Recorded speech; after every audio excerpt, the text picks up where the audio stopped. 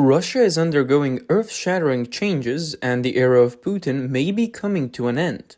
Recently, Putin's old friends have suddenly stopped listening to him. His buddy Xi Jinping now ignores him. Even when Putin sent a congratulatory message for Turkish President Erdogan's birthday, the recipient wasn't very appreciative. Russia is becoming increasingly isolated on the international stage. The situation with Russia is also alarming. Security Council Secretary Patrushev is paving the way for his son to succeed Putin as president. Opposition leader Navalny mysteriously died in prison under suspicious circumstances. Central Bank Governor Nabiullina's health is deteriorating, yet she is forced to remain in her position. A bloody power struggle is unfolding. To make matters worse, Russia's old ally, China, is starting to change its attitude.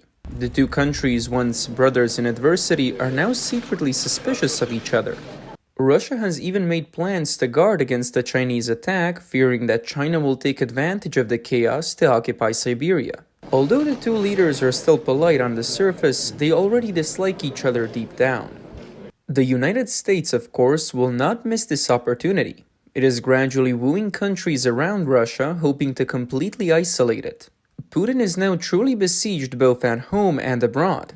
He originally thought he could win the war easily, but he didn't expect to gamble away his own future. He may really have to retire early. In mid-February, Putin's top opponent, Navalny, mysteriously died in prison. Russia claimed that Navalny died of natural causes, but the outside world suspects it was a carefully orchestrated assassination. Rumor has it that Russia has developed a new type of poison that can kill people without leaving any traces detectable during an autopsy. Even more terrifying, before killing Navalny, they had already successfully tested it on 4 other prisoners. However, Navalny did have a chance to save his life. On the eve of the new year, Russian high-ranking officials negotiated with the US, intending to exchange a Russian spy arrested in the US for this opposition leader. This move could kill 2 birds with 1 stone. It could portray Navalny as a US spy and expel him from the country, while also putting the Biden administration in a dilemma domestically. Accepting this unequal exchange would certainly draw criticism from the Republican Party, but the US saw through Russia's intentions and rejected this lopsided deal. Navalny's fate was sealed from that moment. Navalny's death caused a great stir in Russian political circles. Many liberals and officials in the financial and economic sectors expressed strong sympathy and indignation. However, when Patrushev saw the relevant surveillance reports, he coldly said, quote, "surrounded by bastards." This former intelligence officer's attitude towards dissidents is evident. To prevent public opinion from intensifying, the Russian authorities were reluctant to return Navalny's remains to his family. On the one hand, they were worried that Navalny's relatives would find a way to obtain tissue samples and send him to Western laboratories for analysis. Just like the last time Navalny was poisoned, a German laboratory had detected traces of the Novichok nerve agent, and the Kremlin didn't want to be embarrassed again.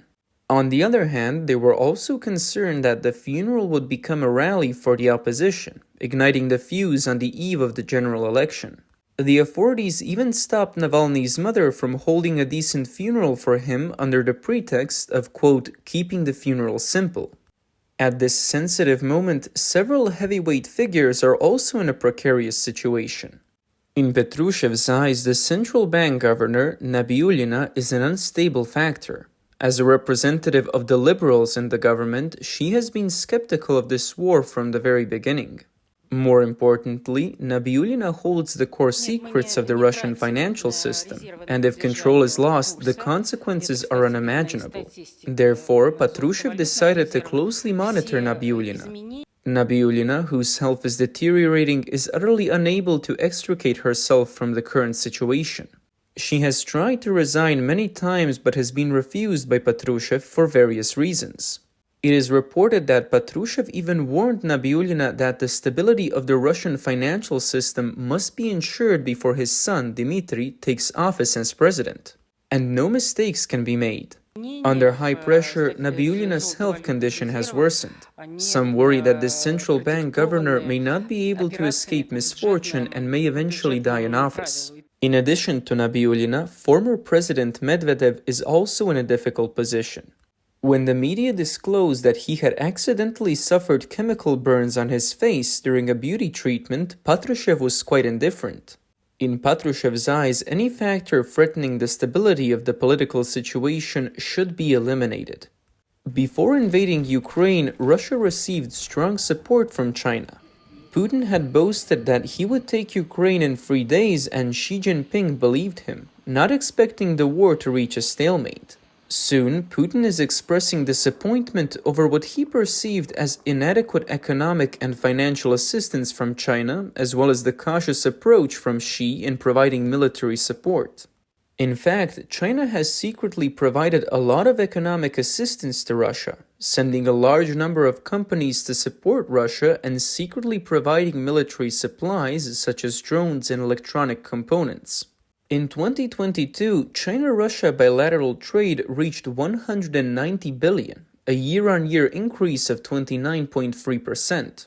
From January to September 2023, China-Russia bilateral trade reached $176.4 billion, a year-on-year increase of 29.5%. This is tantamount to a blood transfusion for the Russian economy, and the CCP has stabilized the ruble exchange rate expectations to a certain extent through the use of yuan in trade settlement. However, at present, with the comprehensive withdrawal of Western capital from Communist China, China's domestic economy has entered deflation, and it may be difficult to continue aiding Russia. What China has gained is the massive acquisition of high-quality assets left behind by Western companies withdrawing from Russia and the rapid expansion of its influence in the country, especially in the Far East region. Considering Putin's deteriorating health and power, China is beginning to reassess its policy towards Russia. Rather than letting Putin go all in on a nuclear war, it is better to wait for someone more favorable to China to take power. If Patrushev's son, or Mishustin, succeeds Putin, China may be able to turn Russia into a puppet state and provide resources and raw materials for itself. What do you think the possibility of this is? In March last year, Xi Jinping visited Moscow. During the talks, Putin hinted to Xi Jinping that if the Russian military failed, it could trigger a nuclear war, which would not be good for China either. Putin hoped that Xi Jinping could increase military support to help Russia through its difficulties. However, the Chinese side took a wait-and-see attitude towards Putin's request and did not immediately agree.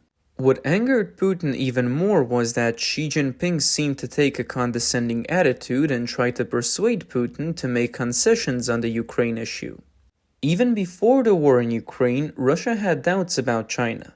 A batch of secret military documents shows that Russia even developed detailed plans to counter a Chinese attack, including the use of nuclear weapons in extreme situations. The secret Russian military documents, drawn up between 2008 and 2014, indicate that if Russian territory were to come under a second attack by the Chinese army in the same direction, the commander-in-chief of the Russian army could give the order to use tactical nuclear weapons.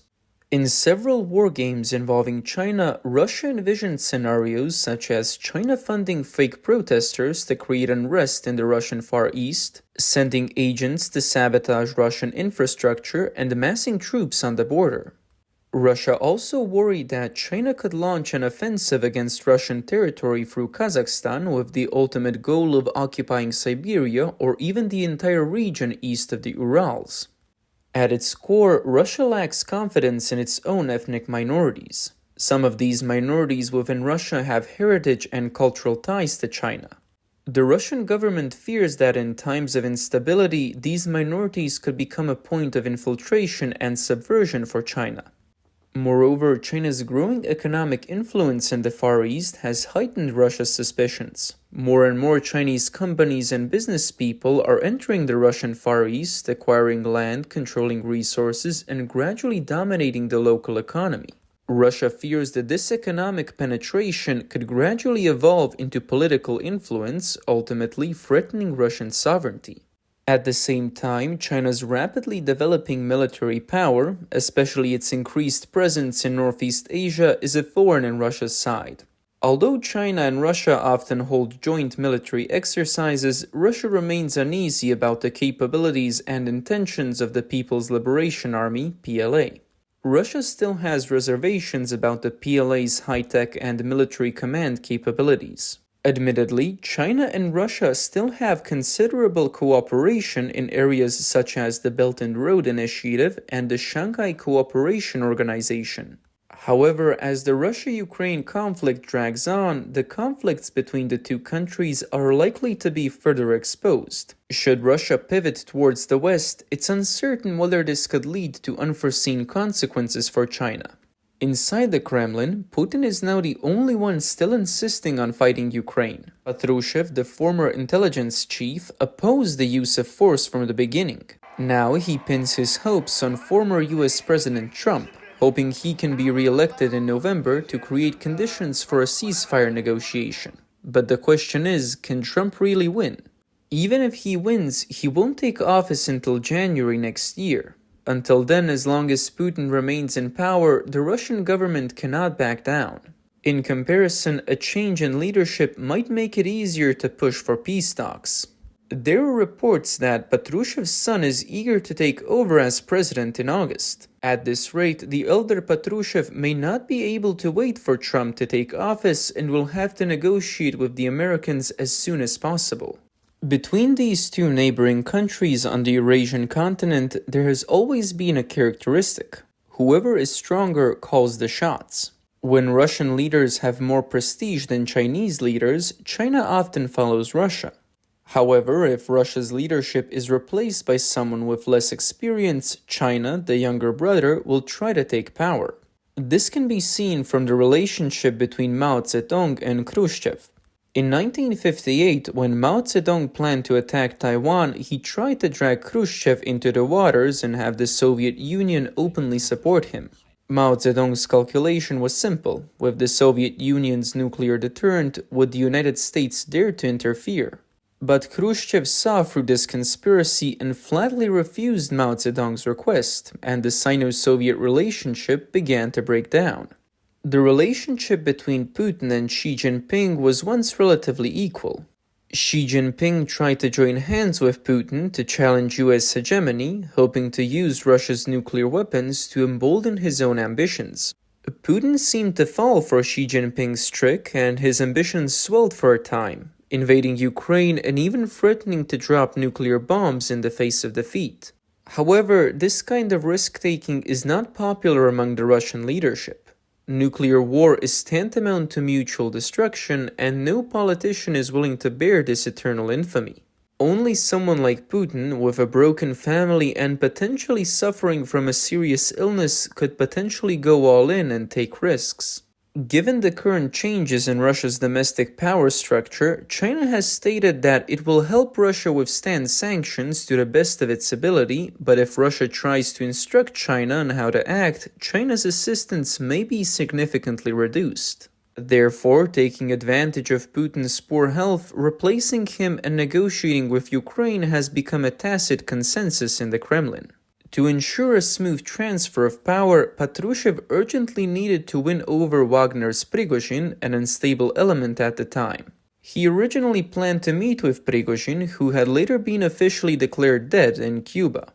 He had hoped to understand Prigozhin's future plans and persuade him to return to the system through a heart-to-heart talk. However, seeing through Patrushev's true nature, Prigozhin did not buy his overtures.